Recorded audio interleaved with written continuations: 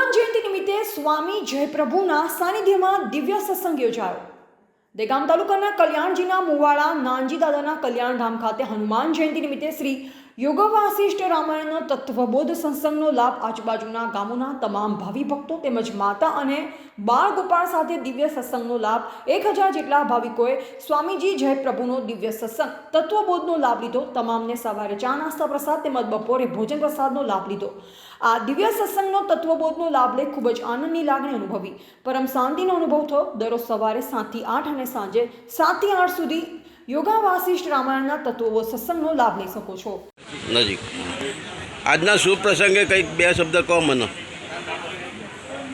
કેવળ અનંત ચૈતન્ય પ્રકાશ પરમાત્મા પોતાના સર્વ ફરજંદને પોતાના અનંત પ્રકાશ, અનંત આનંદ, અનંત શાંતિમાં રાખે।